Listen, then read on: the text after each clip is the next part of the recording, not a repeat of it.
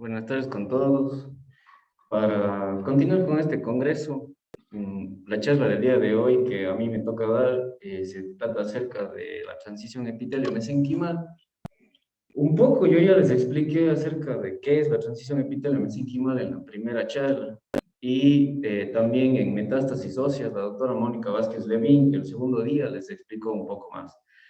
Bueno, el día de hoy lo que vamos a hacer es tocar ya más profundo acerca de este tema y la desregulación que se da en el cáncer. A modo de generalidades, tenemos que, según la Organización Mundial de la Salud, el cáncer es un conjunto de enfermedades que pueden presentarse en cualquier parte del cuerpo. Se origina cuando las células crecen sin control y sobrepasan en número a las células normales, ya que el cuerpo no puede funcionar correctamente. Como les había dicho en la primera charla, el cuerpo humano no es una simple máquina, sino es un conjunto de máquinas que están formadas por células. Estas células tienen que estar funcionando bien todas, todo el tiempo, porque si no están funcionando bien, se da, por ejemplo, esta característica primordial. Para poder entender de una mejor manera la charla del día de hoy de transición epitelio-mesenquimal, les puse las características que son las hallmarks o marcas del cáncer, para que lo tomen como referencia y puedan ir entendiendo la charla, puesto que en realidad es un tema un poco complejo y va bastante profundo, así que voy a intentar ir un poco rápido, ¿ya? Dentro de las marcas del cáncer tenemos la primera marca registrada que se da del cáncer es la pérdida de la cadena epitelial. Esto da como resultado una proliferación celular descontrolada. Como les había explicado ya antes, la pérdida de cadena epitelial, voy a dar el ejemplo, estas son dos células. Estas células están unidas por una goma. Esta goma que las mantiene unidas se llama cadena epitelial. Cuando hay una pérdida de esta cadena epitelial, las células ya no están unidas, sino están separadas y además sufren ciertos cambios morfológicos y metabólicos. ¿Cuál es el problema de que las células no estén unidas? Si las células están unidas, supongamos que esta está dañada, esta se va a dar cuenta que la célula del lado está dañada. Nosotros nos estamos comunicando porque yo hablo y ustedes escuchan, pero las células no pueden hablarse, no pueden comunicarse unas con otras, entonces tienen una interacción intracelular o intracelular. Esta le va a avisar al cerebro básicamente que la célula del lado está dañada. ¿Qué es lo que va a hacer el cerebro? Enviar un gen que se llama gen P53. Este gen P53 va a llegar, se va a dar cuenta que esta célula está dañada y la va a enviar a la apoptosis y la va a eliminar. Esto siempre y cuando todo esté bien y las células estén unidas. Ahora, ¿qué es lo que pasa si hay una pérdida de cadena epitelial? Como dije, las células están separadas, ya no tiene forma de explicar. Si esta está dañada, esta no tiene forma de saber que está dañada. ¿Qué es lo primero que hace esta célula dañada? Les digo ahora para luego puedan ir correlacionando todo el tema. Lo primerito que hace la célula es protegerse, es formar un escudo, lo primero que hace. ¿Por qué? Porque cuando ya crezca lo suficiente y prolifere lo suficiente que va a tocar a la célula de lado, ya va a tener información y va a saber que está dañada. ¿Qué es lo que va a hacer? Lo mismo que debería hacer, llamar a gen P53, llega gen P53, intenta atacar, pero ya es muy tarde. Ya no puedes, está formando una coraza protectora que no permite que entres. Eso es el problema del cáncer, que tiene una coraza que no permite que ningún fármaco logre el propósito de desviar. Bien, entonces, la primera marca, lo primero que ocurre es la pérdida de cadena epitelial. Después tenemos una desregulación de la energía celular, puesto que muchos cánceres presentan un metabolismo energético desregulado. También tenemos una resistencia a la muerte celular, pues como expliqué en el ejemplo, están separadas y hasta que llegue a atacarlo ya va a resistir a la muerte celular. Es decir, todo esto es como una cascada, como los dominós. ¿Han visto esos carriles de dominós que uno aplasta y todos se caen? Básicamente aquí pasa lo mismo, es una cascada. Se cae uno, caen todos. Ya van a ir entendiendo mejor el contexto. Va a resistir la muerte celular programada o apoptosis. No lo va a poder matar el sistema. Tiene una inestabilidad de mutaciones en el genoma, que se dan las mutaciones, por ejemplo, mutaciones puntuales, que pueden ser inserciones o deleciones, que ya vamos a ver más adelante, o unas translocaciones, también, por ejemplo, como de la leucemia mieloide crónica, o inserción o deleción del gen KRAS en cáncer de colon o cáncer gástrico. Se da una inducción de la angiogénesis. Esto es un proceso fundamental muy importante a tener en cuenta. ¿Por qué? Porque al principio los fármacos que se daban para el cáncer se daban para evitar la angiogénesis. ¿Qué es la angiogénesis? No es nada más que la irrigación de sangre a la célula, es decir, es la forma de alimentación. Las células no comen hamburguesas, hot dogs, papas, no comen eso, ¿no es cierto? Entonces se alimentan. Digamos que esta es su forma de energía. Por lógica, ¿qué es lo que se intentó hacer? Cortar la energía y la sangre que le llega a los tumores sólidos. Ahora, ¿cuál es el problema? Como les dije, la célula no solamente se protege, sino que además se forma su propio kiosco, ella misma siembra, ella misma tiene su propia alimentación. Los tumores estimulan su propia angiogénesis al emitir señales químicas, es decir, crean su propia alimentación. No sirve de nada quitarle la angiogénesis, no sirve de nada quitarle, porque ellos mismos pueden formar, ellos mismos hacen su comida, crecen por sí solos. Se da una activación de invasión y metástasis. Esto es, ahí llegamos ya a la transición epitelio-mesenquimal después de toda esta cadena. ¿Qué es lo que pasa aquí? Se da una pérdida de los marcadores epiteliales y una ganancia de marcadores mesenquimales, lo que le permite una ganancia de invasión y metástasis. Ya les voy a ir explicando más adelante cada uno de estos pasos. También se da una inflamación promovida por el tumor, puesto que no debería estar en ese lugar. Se da una inmortalidad, pero no sé qué pasó. Ya, se da una inmortalidad replicativa, pues puede resistir la apoptosis, no deja de multiplicarse, no deja de dividirse.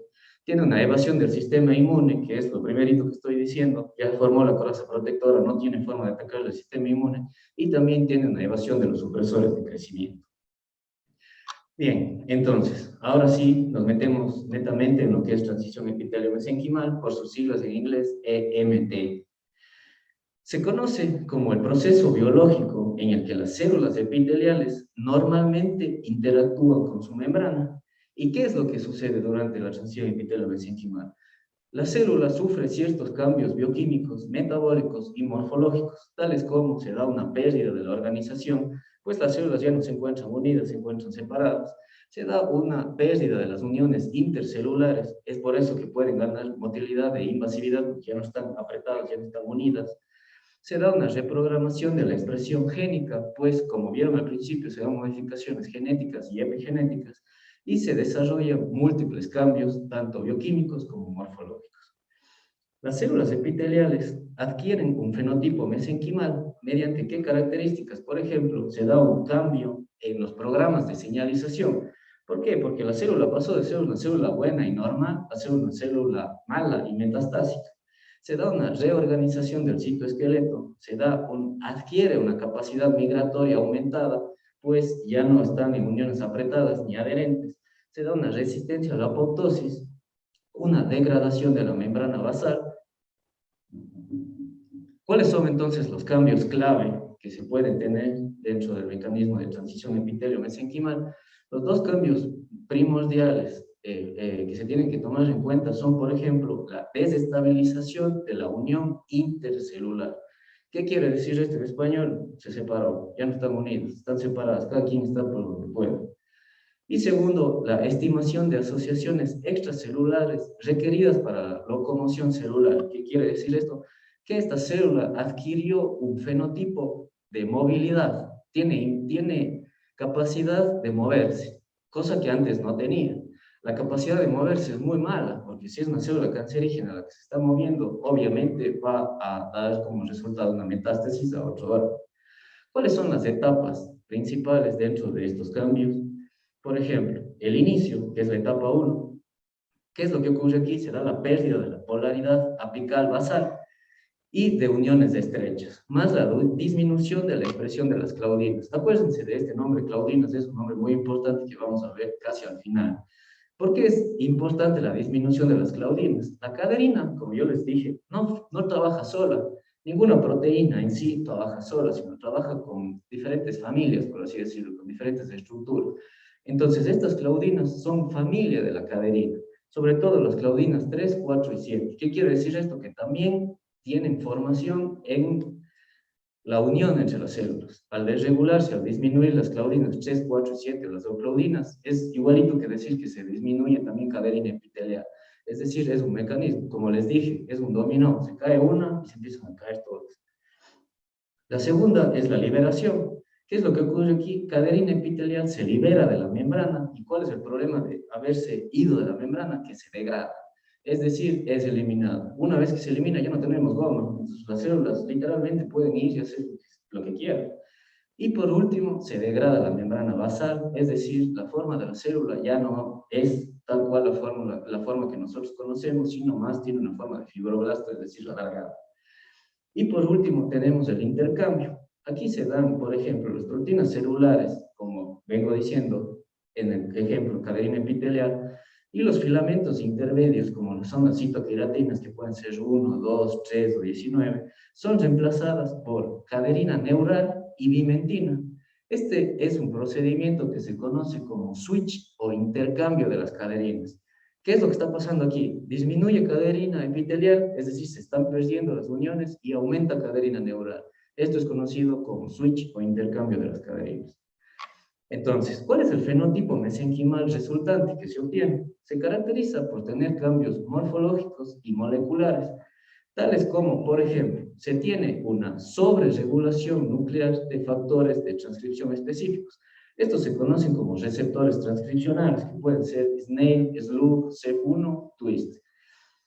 Se da una disminución o una desregulación de los marcadores epiteliales y componentes del citoesqueleto, como son caderina epitelial, claudinas 3, 4, 7 o claudinas o las citoqueratinas. Se da una sobreexpresión de la subregulación de los marcadores mesenquimales, como son la caderina neural y la bidentina.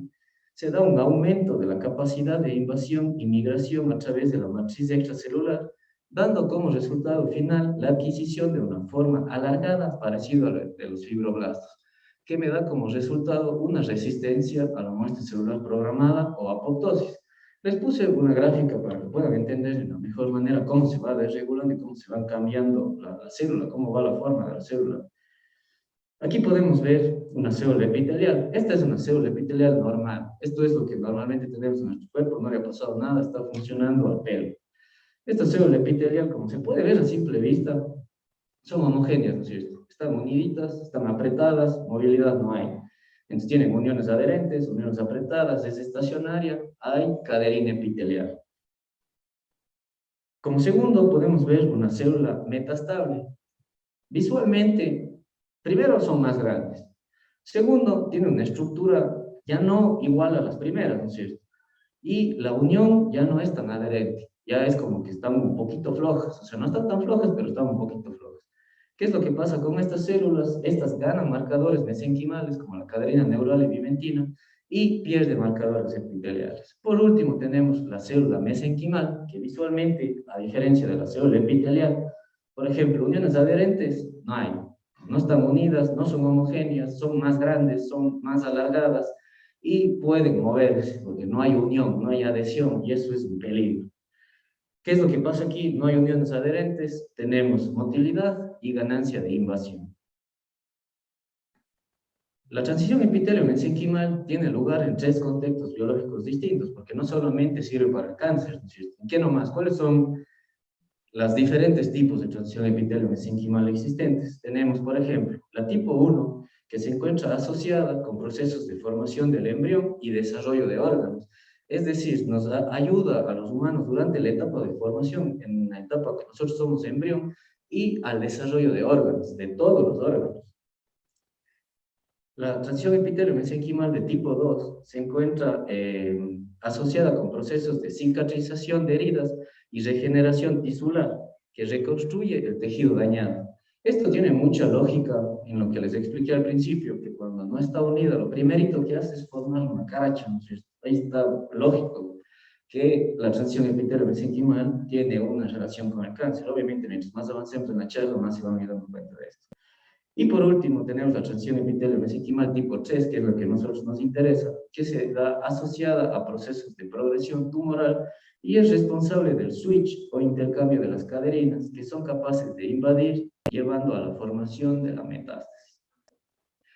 Ahora, la transición epitelio-mesenquimal, ¿cuál es su relación o cómo se encuentra asociada a la progresión tumoral y a la metástasis? ¿Qué es lo que ocurre aquí? Por ejemplo, en su etapa inicial, los cánceres se caracterizan por un aumento en la proliferación de células epiteliales y la angiogénesis. ¿Se acuerdan que les dije que recuerden este nombre, angiogénesis? ¿Qué es lo primerito que hacen? Ven, se alejan forma su coraza protectora y empieza a formar su propia alimentación, porque tiene que crecer, porque obviamente si el cuerpo le detecta a tiempo y lo ataca, va a destruirlo, porque está recién formándose, es algo lógico. Entonces tiene que crecer y proliferar muy rápidamente. También se da la aparición de la invasividad que ocurre al inicio de la etapa final del proceso. Yo les expliqué cómo es desde la etapa 1 hasta la etapa 3 en mi charla inicial. Esto ocurre básicamente en la etapa 2.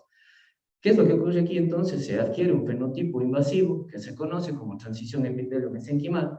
¿Qué es lo que podemos decir entonces como conclusión y resultado? Que la transición epitelio-mesenquimal promueve la progresión tumoral. Les puse un ejemplo para que visualmente se pueda ver más claro, se pueda entender de una mejor manera. Por ejemplo, aquí tenemos las células. Bien, así es como deberían estar. Va a haber una pérdida parcial o total de caderina epitelial, que es lo que empiezan como a amontonarse, ¿no es cierto?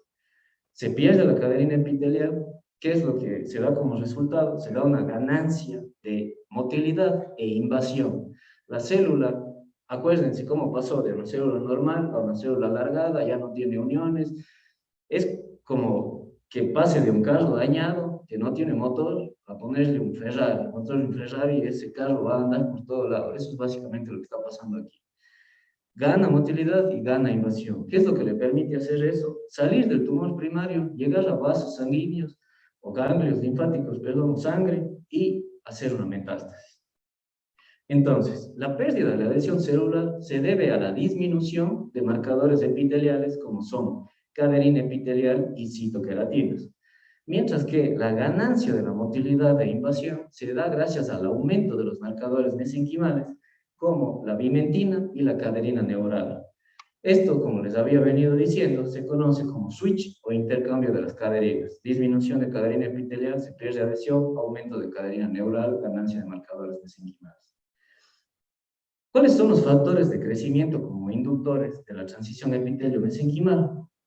Por ejemplo, en diversos estudios llevados a cabo en líneas celulares, como por ejemplo dentro de líneas celulares MCF7, que más adelante les voy a explicar en el caso clínico, en un estudio que fue realizado por mi persona en Argentina, para que les pueda quedar más claro el contexto.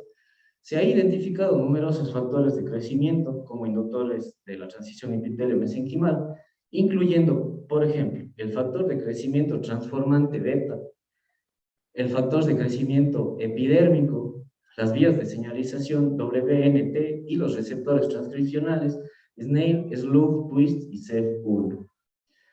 En cuanto a la expresión de la caderina epitelial y la transcripción epitelio-mesenquimal, se sabe que, por ejemplo, en la mayoría de los carcinomas, la progresión tumoral se ve asociada a la pérdida de la expresión de caderina epitelial por las células tumorales. En este mismo contexto, la pérdida de caderina epitelial de la caderina epitelial con la transición epitelio-mesenquimal se ha establecido en varios estudios, en muchos estudios. De hecho, la caderina epitelial es una de las moléculas que más se encuentra desregulada en varios cánceres, en varios estudios a nivel mundial, que además se han relacionado con la invasividad, la metástasis y el mal pronóstico. Estamos todo el rato hablando de caderina, caderina, caderina, caderina, pero ¿de qué se trata esta molécula? ¿Qué es lo que hace? ¿Cuál es su función dentro del organismo? ¿Por qué hablamos tanto de esto y su desregulación literalmente causa un cáncer? ¿Qué es lo que pasa? Entonces, conozcamos un poquito más acerca de esta molécula. Se sabe que caderina epitelial interviene en la adhesión intercelular y es dependiente del ion calcio. Es una proteína que se encuentra codificada por el gen CDH1, o sea, ese es el nombre donde como le van a encontrar, y tiene un tamaño de aproximadamente 100 kilobases. Se encuentra ubicada en el cromosoma en la posición 16q22.1 y es un único transcripto funcional que se traduce a una glicoproteína de transmembrana.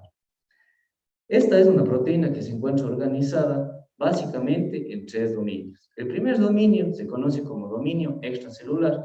Este dominio extracelular tiene lugar en el espacio extracelular, que es en donde se hace la adhesión celular. El segundo dominio es el dominio transmembrana, mientras que el tercer dominio es el citoplasmático, que se encuentra involucrada en la transducción de los señales. Ahora, cadena epitelial, cuando se encuentra unida en una misma célula, o sea, entre cadeninas, se encuentran con una unión de tipo cis. Mientras que cuando se encuentra como una unión, como una célula distinta, se encuentran unidas con una unión tipo trans. La cadena epitelial y el cáncer, entonces, se puede decir que es igual a un supresor tumoral. ¿Por qué se puede decir que la cadena epitelial es conocida como supresor tumoral? Pues la pérdida total o parcial de la caderina nos da una desestabilización de las uniones adherentes, un aumento del tamaño tumoral, una ganancia de invasividad y adquiere la capacidad metastásica. Por eso es considerado un supresor tumoral. La expresión de cadena epitelial y su relación con la transición epitelio-mesenquimal depende de la progresión tumoral. Diversos mecanismos pueden inactivar funcionalmente la expresión de la cadena epitelial. Dentro de ellos se incluyen los principales, como por ejemplo, pérdida de heterodosidad, las mutaciones en el gen CDH1, las modificaciones epigenéticas que se dan por la metilación del ADN y en los promotores, la regulación transcripcional y el procesamiento post-traduccional. Por falta de tiempo, no les puedo explicar cada uno de estos a mayor profundidad, pero me tomé el tiempo de explicarles, explicarles a mayor profundidad el que es de la regulación transcripcional. ¿Por qué? Porque en el ejemplo final que les voy a poner de caso clínico, tiene mucha relación con esta parte de los reguladores transcripcionales. Entonces, para que les quede más clara la idea, me voy a enfocar más que nada en eso, ¿ya? Entonces, la regulación por factores de transcripción, ¿qué es lo que se conoce? Los cambios en la expresión genética que llevan a la represión del fenotipo epitelial y la activación mesenquimal son realizados por factores transcripcionales. ¿Cuáles son estos receptores transcripcionales? SNAP, SLUC, SERP1 y TWIST. A ver, a modo de ejemplo, para que les quede más claro, pues, la disminución de la cadena epitelial, como se puede ver ahí, se puede ver afectada por la expresión de SLUC, pues la expresión de SLUC reprime la expresión de cadena epitelial. ¿Se acuerdan que les había dicho que esto es como dominó, que si cae una pieza se caen todas? Ya, aquí va a empezar a pasar esto. Por ejemplo, todos son receptores transcripcionales, ¿no es cierto? SNAIL, SLUC, SEB1 y TWIST, son receptores, son personas distintas. Ahora, háganse a la idea que si a uno de ustedes les pasa algo, tú llamas por teléfono a tu amigo. Eso es lo que está pasando aquí. Pero el problema de llamar por teléfono a tu amigo es que le estás llamando a otro gen cancerígeno. Y todos estos están despertando. Mientras más de estos despiertan, más se reprime cadena epitelial, más problema tienes, por lógica. TWIST reprime la expresión de cadena epitelial e induce la expresión de SNAIL. O sea que si TWIST está expresado, SNAIL también. SNAIL reprime la expresión de cadena epitelial e induce la expresión de CEF1. O sea, lo mismo que antes. Si SNAIL está activo, también se va a activar CEF1. Y CEF1 participa en la transición epitelio-mesenquimal, disminuyendo la expresión de cadena epitelial. Entonces, estos receptores transcripcionales influyen en la progresión del cáncer. La sobreexpresión de estos represores aumenta la migración y la invasión, reforzando la idea de que la cadena epitelial es una molécula primordial e indispensable con la relación de la transición epitelio-mesenquimal, que su desregulación gatilla un resultado de transición epitelio-mesenquimal. En cuanto a las vías de señalización WNT, beta-catenina en la transición epitelio-mesenquimal, se tiene que esta vía de señalización establece una conexión entre la adhesión y la respuesta celular dirigida por transcripción génica. Además, que al compartir la molécula de beta-catenina, la adhesión mediada por cadena epitelial y la vía WNT beta-catenina dependen una de otra. ¿Qué quiere decir esto en español? Una cosa es una vía de la beta-catenina, otra cosa es una vía WNT, otra cosa es cadena epitelial. Si se desregula una de esas, se desregulan las otras dos, o sea, están asociadas. Una se desregulan las otras dos. Eso es lo que quiere decir aquí. Entonces, eso es lo que me refería con el dominó, de que se cae una y todas empiezan a caer, ¿ven? Porque no solamente cae una vía, empiezan a caer muchas vías, muchos genes. ¿Se acuerdan que en la primera charla yo explicaba lo que son los oncogenes? Aquí ya tienes una cantidad bastante considerable de oncogenes despiertos. Esta vía está implicada en la transición epitelio-mesenquimal y ocurre durante el desarrollo y la progresión del cáncer.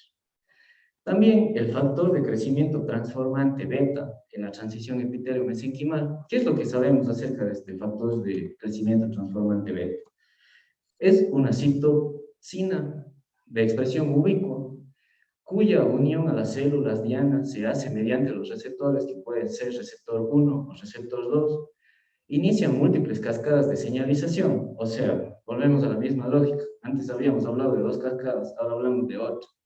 Se desregulan las anteriores, esta se vuelve a desregular, pero esta no solamente tiene relación con las otras 3 que ya se dañaron, tiene relación con múltiples cascadas.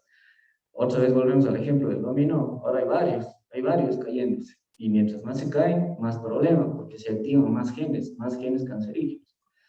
Induce la transición epitelio-mesenquimal en procesos asociados al desarrollo, la cicatrización y la progresión tumoral. ¿Qué es lo que pasa cuando se estimula el factor de crecimiento transformante beta? Por ejemplo, se produce una pérdida de la polaridad apical basal, se da una expresión de proteasas extracelulares como son la MMP2 y MMP9, que simplemente son más genes malos, que mientras más se despierten, más malo es.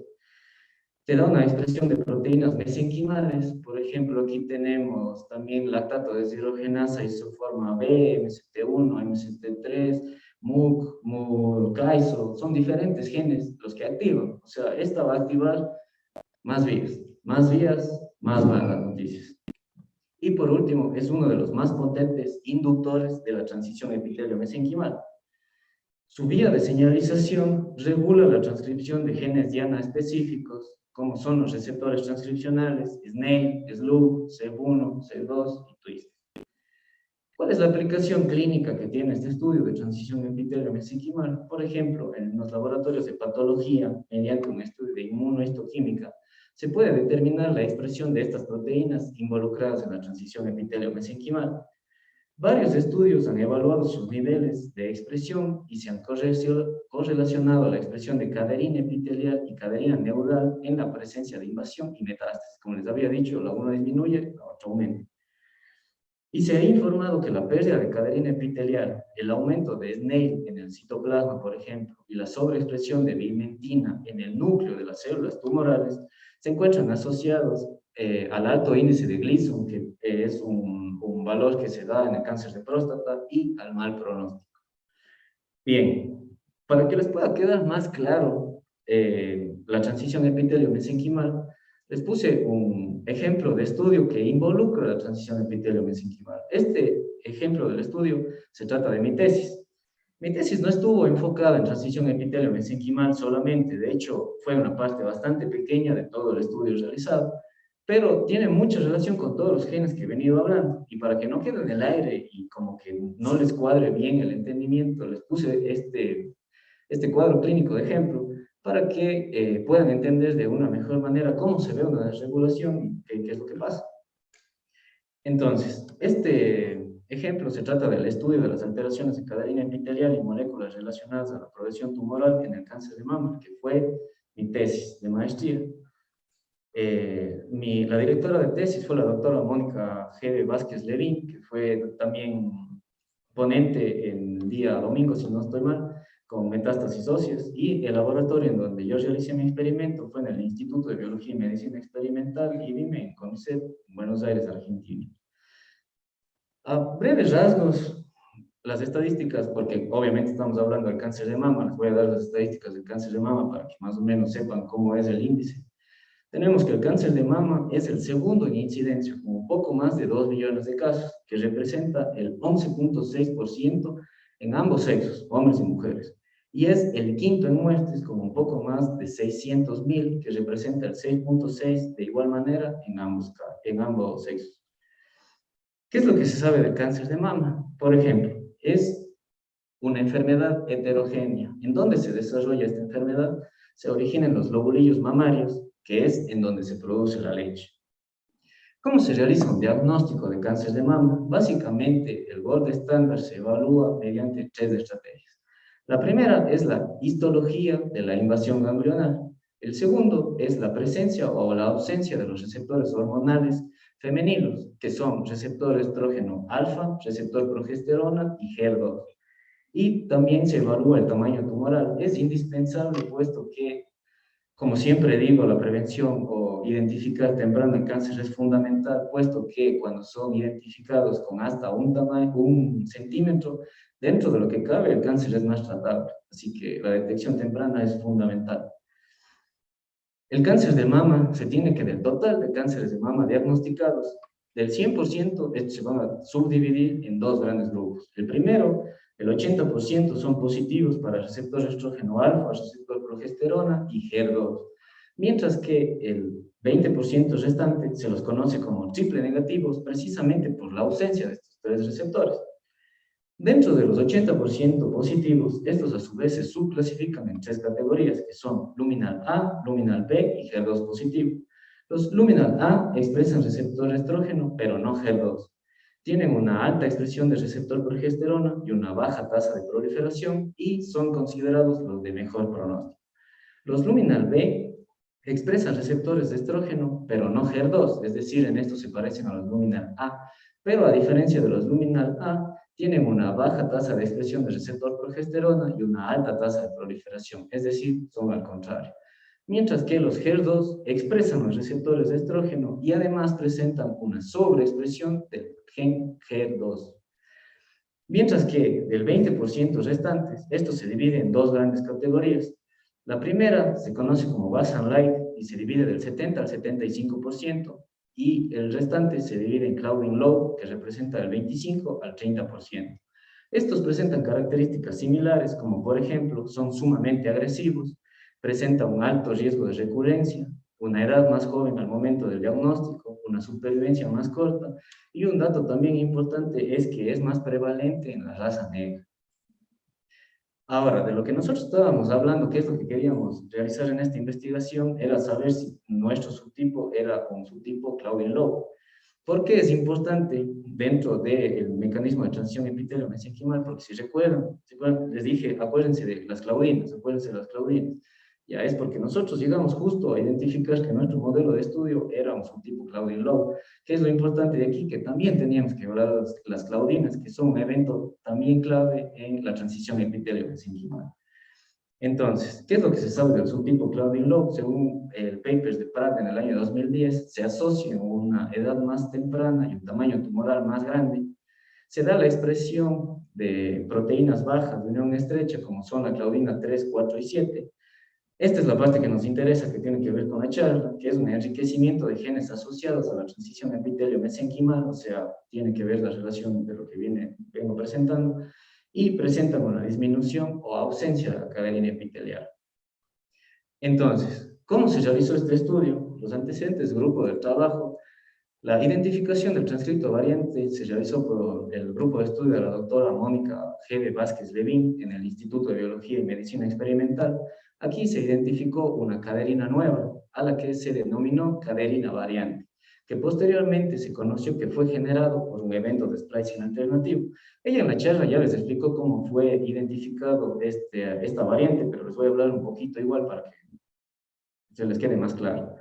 ¿Cuál es la diferencia entre, por ejemplo, aquí tenemos que el evento de la caderina variante es generado por un evento de splicing alternativo, ¿no es cierto? ¿Qué es lo que pasa en este evento de splicing alternativo? Tiene un corrimiento de 34 nucleótidos. ¿Se acuerdan que en la primera charla les había explicado que hay diferentes tipos de mutaciones, inserciones, deleciones, translocaciones? Este es un claro ejemplo de una deleción de 34 nucleótidos. ¿Qué es lo que pasa con esto? Se produce un corrimiento de 34 nucleótidos en el empalme entre los exones 13 y 14. ¿Qué es lo que causa como resultado? Una alteración en el marco de lectura y una aparición prematura de la secuencia de terminación. ¿Qué es lo que tenemos como diferencia básica, fundamental aquí? Que el transcripto funcional se traduce a una proteína. Por ejemplo, la cadena Wild-type, es decir, la cadena normal, tiene un tamaño de 120 kilodaltons, mientras que nuestra cadena variante tiene un tamaño de solamente 94 kilodaltons por los 34 nucleótidos que se encuentran relacionados en el empalme entre la posición 3 y 14. ¿En dónde se realizó este estudio? ¿Se acuerdan que les había dicho que hay diferentes líneas de investigación? Dentro de ellas, una es la MSF7. Esta imagen es de un microscopio, son células ya como se ven normalmente. La línea de investigación fue, como les digo, la línea celular MSF7. Esta fue establecida en 1973 por el doctor Soule y sus colaboradores de la Fundación Michigan Cancer. Fue aislada de una efusión pleural de una mujer de 69 años con metástasis. ¿Qué es lo que se puede ver aquí a simple vista? Lo que les he venido diciendo antes, son células epiteliales. ¿Cómo tienen? Están unidas, no tienen movilidad, tienen una morfología celular dentro de lo que cabe normal, y contactos celulares de adhesión célula-célula, es decir, cadena epitelial está presente. La segunda es una línea celular ya de cáncer. Como se puede ver fácilmente, no se parece. Esas células no se parecen en nada. Tienen otra forma, ya no son redondas, son fibroblásticas, son más alargadas, uniones cero. Entonces, ¿qué es lo que se puede ver? Un aumento de la cadena neural, un aumento de la vimentina, un aumento de los receptores transcripcionales como son Twist, Snail, SLUG, SEB1.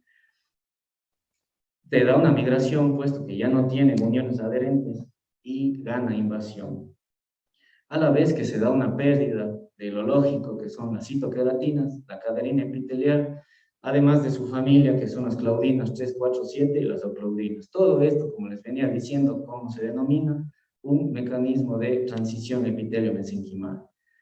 Entonces, además, para el desarrollo correcto de los protocolos de retrotranscripción, fue verificado amplificando un fragmento correspondiente al ARN mensajero con una enzima de gliceraldehído 3-fosfato deshidrogenasa, que es conocido como GAPDH, que en este caso fue nuestro gen endógeno. ¿Qué quiere decir? El gen endógeno es nuestro gen de referencia, contra el que vamos a saber que está bien, es nuestro control. Bien, simple, obviamente, como les dije al principio, este resultado, esta tesis fue mucho más amplia, pero les voy a mostrar los resultados que tienen que ver con todos los genes que hemos venido viendo ahorita. Como primer resultado, los estudios moleculares en el modelo celular de células transfectantes estables MSF7-KDBAR. ¿Qué es lo que podemos ver aquí? En esta primera imagen vemos el resultado de una PCR punto final, mientras que en la imagen de lado vemos el resultado de una PCR en tiempo real, ya transformada a la gráfica mediante logaritmos y un programa estadístico en una gráfica. Entonces, inicialmente se evaluó la expresión del ARN mensajero de cadenina wild type en las líneas celulares, como les dije, M77-PCDNA3, que es nuestro control. O sea, eso es cuando ustedes van a ver aquí esta línea marcada, esto que están viendo aquí marcado, significa que está bien. Mientras que la segunda, que es la línea celular MSF7-KDBAR, es cuando vean ahí la línea, significa que es en cáncer, es la línea celular en cáncer expresada. Mientras que aquí es el mismo ejemplo. ¿Qué es lo que se puede ver a simple vista? Una disminución de la cadena wild type. ¿Qué es lo que les dije? ¿Qué es lo primero que tiene que pasar para el mecanismo de transición epitelio-mesenquimal? Lo primerito que tiene que pasar, disminución de la cadena epitelial, es lo que estamos viendo. Entonces, después de ver la disminución de la cadena epitelial, analizamos diferentes genes que les rodean, proteínas, como cuáles. ¿De cuáles hemos venido hablando? De la expresión de los receptores transcripcionales, como son Twist, Snail, SLUG y CEF1. ¿Qué es lo que podemos ver en cambio aquí? Un aumento significativo en la línea celular MSF7-KDBAR en referencia con el control. Es decir, aquí tenemos, en la primera gráfica vimos una disminución de cadena epitelial. En la segunda gráfica estamos viendo un aumento de los 4 receptores transcripcionales, que tienen que ver con un mecanismo de transición epitelio-mesenquimal. Entonces decidimos evaluar el switch o intercambio de las cadeninas, que es lo que nos interesa, porque ¿cómo sabemos que estamos hablando en serio de una transición epitelio-mesenquimal? Necesitaba aparecer marcadores mesenquimales y desaparecer marcadores epiteliales, ¿no es cierto? Entonces analizamos también CDH2, que es cadena neural, se encuentra asociada a la migración celular y contribuye con la transición epitelio-mesenquimal, mientras que la vimentina es un marcador mesenquimal y su sobreexpresión causa crecimiento tumoral, invasión y mal pronóstico. En los resultados podemos ver nuevamente las gráficas esperadas de los resultados anteriores, que es nuevamente un aumento significativo en la expresión de las líneas celulares de cáncer en comparación con el control. Los estudios revelaron incrementos significativos en la expresión de los receptores transcripcionales de Snail, SLUG, CEB1 y Twist de cadena epitelial y los marcadores mesenquimales, cadena neural y vimentina en las líneas celulares MCF7-KD-bar. ¿Qué es lo que nos interesaba ver en este estudio? Si era un triple negativo, ¿no es cierto? Entonces, ¿qué es lo que tenemos que evaluar? La expresión de los receptores hormonales, receptor estrógeno alfa, progesterona y HER2. Entonces, la expresión de los receptores hormonales es un factor clave en el diagnóstico de cáncer de mama, como antes ya les había explicado. Entonces, se evaluó la expresión de estos tres genes. ¿Qué es lo que se obtiene como resultado? Una disminución en la línea celular de cáncer en relación con el control. ¿Qué quiere decir esto? Que no hay presencia de receptores hormonales, no hay receptores hormonales, es decir, es un triple negativo. Para la gente que ha trabajado con PCR punto final, sabe que es una técnica en realidad bastante compleja para poder identificar un diagnóstico de simple visualización, así como estamos viendo aquí. Entonces, en algunos casos no se puede visualizar así nomás y toca hacer por programas bioinformáticos de densidad, en donde se pudo ver una disminución del 20% de la línea celular de cáncer en relación con el control, pero en tiempo real sí se puede ver una disminución significativa. Los estudios revelaron una disminución en la expresión de los tres receptores hormonales en la línea celular MSF7-KD-bar, resultados que corresponden con un cáncer de mama triple negativo. ¿Cuál es otro factor que deberíamos analizar para ver si tiene toda la correlación que habíamos venido viendo y todos los genes que asocié antes de dar el ejemplo con ya mi tesis, las claudinas, ¿no es cierto? Que también es un evento clave de transición epitelio-mesenquimal. ¿A qué subtipo pertenece? ¿Watson-like o Claudin-Low? Hicimos una evaluación de la expresión de las claudinas. La claudina 3 y 4 son importantes ya que controlan el crecimiento tumoral y la metástasis, mientras que la claudina 7 se correlaciona con un mayor grado tumoral y la metástasis. Estas en común participan en la regulación de la permeabilidad celular y han sido reportadas en cáncer de mama triple negativo subtipo Claudin-Low. Realizamos el estudio para ver si se encuentran expresadas o no. Por lógico, ¿qué debemos ver? Una disminución, ¿no es cierto? Porque si cadena epitelial está disminuida, ya no tengo HOMA, pero tiene sus proteínas de unión, que también, porque no trabaja sola, como les dije al principio, sus familias. ¿Cuáles son sus familias? Las claudinas. Por lógica, si está disminuida la cadena epitelial, tenemos que tener disminuidas las claudinas, que es lo que se puede ver aquí. Entonces, este fue un evento clave en el programa de transición epitelio-mesenquimal. ¿Ven? Tiene toda la relación, ya que tiene todas las características de estos genes con lo que prácticamente dicen la teoría. Se identificó la disminución de la expresión de las claudinas 3, 4 y 7 en la línea celular MCF7-KD-bar. Estos cambios se observó en el fenotipo de cáncer de mama triple negativo, subtipo Claudin-Low. Como resumen, ¿qué es lo que vimos? Disminución de la cadena epitelial, que en las hallmarks o marcas del cáncer, que fue la primera, es lo primerito que yo les había mostrado, ¿no es cierto? Va a disminuirse cadena epitelial y se desregula todo. Hubo un aumento de los receptores transcripcionales, hubo un aumento de los marcadores mesenquimales, del switch o intercambio de las caderinas, caderina neural, hubo un aumento igual de vimentina. Hay una disminución de los receptores hormonales, el receptor estrógeno alfa, progesterona y HER2, y también una disminución de los genes relacionados al cáncer de mama triple negativo, subtipo Claudin-Low, que son las claudinas de unión estrecho 3, 4 y 7. ¿Qué es lo que se puede decir entonces a modo de resumen? Que en el modelo MSF7-KD-bar, la expresión aumentada del transcripto KD-bar se asoció a la pérdida de la expresión de cadena epitelial. ¿Qué es esto? El evento clave primordial del mecanismo de transición epitelio-mesenquimal, ¿no es cierto? Y cambios en los receptores hormonales, todos estos son asociados al fenotipo molecular más agresivo. Además, que los cambios moleculares se identificaron en el modelo MSF7-KD-bar se relacionaron con los observados en el cáncer de mama triple negativo, subtipo Claudin-Low. Como conclusiones, se puede decir entonces que la progresión de cánceres implica una serie de alteraciones en las que múltiples moléculas actúan interconectadas. ¿Qué quiere decir esto? Que les dije al principio, es un dominó. Si una sola pieza se cayera y no se cayera el resto de la cadena, el problema no fuera tan grave, porque no solamente peleas contra un gen, peleas contra varias desregulaciones. No solamente es una vía la que se daña, se desregulan varias vías. Esto es lo que quiere decir, que el cáncer es la unión de la desregulación de las diferentes vías de señalización. reguladas por vías de señalización que pueden converger hacia el cambio fenotípico de las células epiteliales tumorales en un linaje mesenquimal con características migratorias invasivas. Es decir, este cambio de las vías de señalización lo que van a hacer es que la célula deje de ser buena y se convierte en una célula mala, que gane capacidad de invasión y migración, que les va a permitir diseminarse y establecerse en sitios distantes causando metástasis.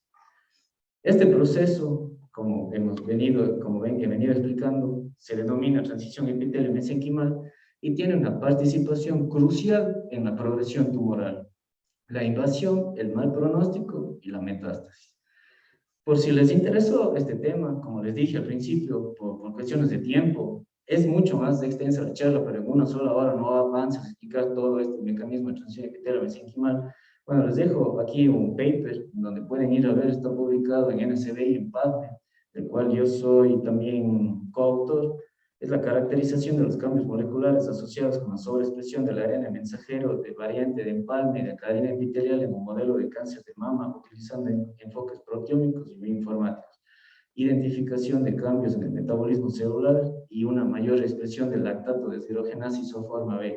Este paper en sí no tiene tanta relación con la transición epitelio-mesenquimal, pero sí las moléculas que están estudiadas en este paper tienen, como les mostré, son vías, o sea, se van desregulando y todo tiene concordancia con lo anterior. O sea, por eso les puse el ejemplo de que se caiga un dominó, porque así es como va. O igual, aquí hay papers publicados por la doctora Mónica G. Vázquez Levín, que en sí es la promotora magna, digamos, de la transición epitelio-mesenquimal o de los estudios. Muchas gracias.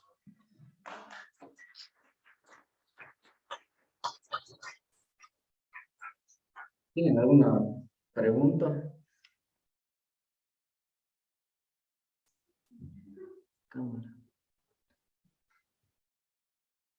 ¿Alguien tiene alguna consulta? ¿Alguna duda?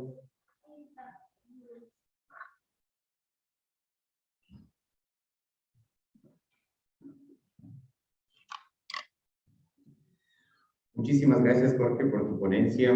Estuvo muy interesante y más que todo se complementa con todo lo que hemos estado viendo en estas jornadas académicas. De igual forma, yo voy a moderar las preguntas. Animo a la audiencia presencial a que pregunte, de igual forma a las personas que nos siguen por Zoom. Recuerden que pueden dejarnos sus preguntas por el chat o si no, pueden alzar su mano y también pueden conversar con Jorge directamente. La primera pregunta que tenemos, doctor, ¿y las características metastásicas de estos cánceres varían cuando se altera esta proteína?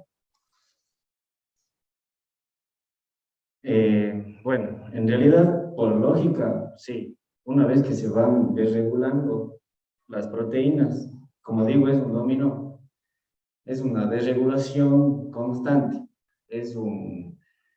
Háganse la idea que se encuentran como colgados de un tubo haciendo barras y llega un punto en el que ya no vas a jalar y te vas a tener que caer irremediablemente. Eso es lo que pasa aquí. Una vez que un gen, un oncogen, se desreguló, la vía de señalización de todos estos genes se van a ver desregulados. Entonces, si hay una modificación en la proteína, cada modificación que ocurra va a ser el daño. Muchas gracias, excelente. Muchas gracias. No hay más preguntas. Muchísimas gracias, Jorge, por tu respuesta. Tenemos felicitaciones, excelente exposición, muy interesante.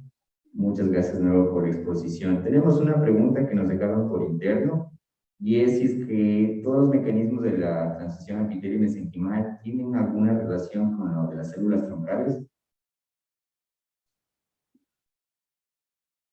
Bueno, en general esta pregunta creo que va a ser mejor respondida en la charla que va a ser editada por Gabriel, ya.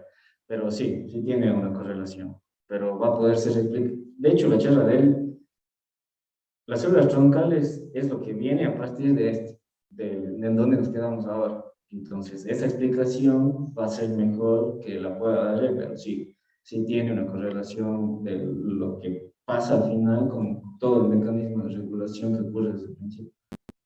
Sí.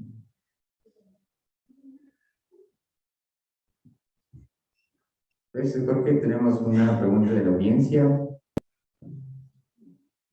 Cuando identifican la pérdida de cadelina epitelial, ¿no hay cómo identificarla directamente o solo identifican los genes que hacen que esto se? Bueno, esa pregunta es muy buena en investigación. Cuando tú estás investigando, haciendo ciencia, obviamente tienes que ver esto, obvio. Vos ves que se desregula y empiezas a ver todos los genes que se encuentran asociados a esto. Pero cuando estamos hablando ya a nivel de paciente, o sea, si vos tienes un paciente y quieres hacer esto, no se puede hacer. No hay. Una cosa es fase de investigación, otra cosa ya el paciente en sí. Entonces, en investigación tú puedes hacer esto, pero ya como paciente en sí, quizás en países más desarrollados sí se puede, porque tiene todo el sentido del mundo, porque en base, el cáncer es muy difícil porque no se conoce prácticamente nada. O sea, a pesar de que hay gente estudiando todos los días, se conoce prácticamente nada. Por ejemplo, si tú tienes un cierto tipo de cáncer, va a depender sí o sí de qué genes están alterados y cuál es la alteración y en qué lugar de la posición está la alteración. No es lo mismo que esté alterado, digamos, en el exón 1 que en el exón 3, no es igual. No es igual un splicing alternativo de 1 en 3 que un splicing alternativo de 1 en 5. No es lo mismo, ¿entiendes? Entonces, en ciencia, obvio puedes hacer eso, pero aquí no. Aquí, al menos hablando en Ecuador, no. Quizás en países más desarrollados, con más tecnología, sí se puede realizar. Porque como digo, si vos conoces todos los genes y qué está modificado, el tratamiento es autodirigido específico. En el cáncer, la mayoría o gran cantidad de pacientes mueren por el mal tratamiento, más no por el cáncer en sí. Porque como saben, el cuerpo, el cáncer lo que te hace es inmunodeprimirte, o sea, te baja la defensa. En su mal tratamiento, lo que hace es matarte. Mientras más conoces el cáncer, más sabes qué genes se alteraron y más entiendes cómo tratar. Y ese es un problema, porque no se conoce prácticamente nada. Entonces, en resumen, en ciencia sí, pero en humanos no. Gracias, Jorge. Y la última pregunta y comentario, por cuestiones de tiempo, tenemos a Ahora, Brito. Excelente ponencia. Una consulta. ¿Los factores de transcripción mencionados pueden inhibirse epigenéticamente mediante otras técnicas biomoleculares para disminuir la gravedad o predisposición de cáncer? Es prácticamente la misma pregunta que la anterior. En investigación, sí. En investigación, eso es lo que se hace, de hecho. O sea, tú en tu línea, en la línea celular MSF7, que es lo que estaba mostrando, le alteras, digamos. A la línea celular MSF7 le vas a poner el factor de crecimiento transformante, TGF-beta, que les había mostrado. ¿Qué es lo que dije que hace esto? Induce la producción de los receptores transcripcionales, SNEIL, SBUG, CEP, entonces yo, a mi medio, si quiero ver cómo va a reaccionar mis receptores transcripcionales, le puedo poner TGF-beta, voy a ver cómo responde. Obviamente puedo hacer eso en un laboratorio, pero ¿cómo hago en un humano? Entonces es la misma, igualito que antes. En ciencia sí se puede hacer, es lo que se hace, de hecho, porque si no, ¿cómo pruebas para llegar al fármaco humano? Tienes que saber cómo responde el fármaco ante una alteración de los receptores transcripcionales, ante los receptores moleculares, ante metilaciones, tienes que probar todo. Entonces, en ciencia sí, humanos no. Otra vez. Gracias. Muchísimas gracias, Jorge. Salvar al mundo es posible. La UISEC es pionera en la formación de profesionales en ciencias biomédicas, que trabajarán en la prevención, diagnóstico, tratamiento, contención y mitigación de las enfermedades que afectan al mundo. Estudia y fórmate con nuestros investigadores. Genera el conocimiento que salvará vidas. Carrera en Ciencias Biomédicas. Universidad Internacional SEC. Matrículas abiertas. www.uisec.edu.es. Nos hemos visto trabajar sin descanso, comprometidos y solidarios por el bienestar de los demás. Hoy, somos conscientes de la importancia de su vocación y servicio. Por eso la UISEC presenta su nueva carrera de medicina, que formará a los médicos y profesionales de salud como personas competentes, éticas, vanguardistas e interprofesionales, con una estructura curricular sólida. Generamos la experiencia necesaria para ejercer la medicina y sus ramas acorde a estándares internacionales. Nos respaldamos por acuerdos hospitalarios y convenios con redes de apoyo que acreditan y avalan nuestra experiencia como educadores en la salud. Conviértete en el siguiente héroe del país y del mundo. Carrera de Medicina. Facultad de Ciencias de la Salud.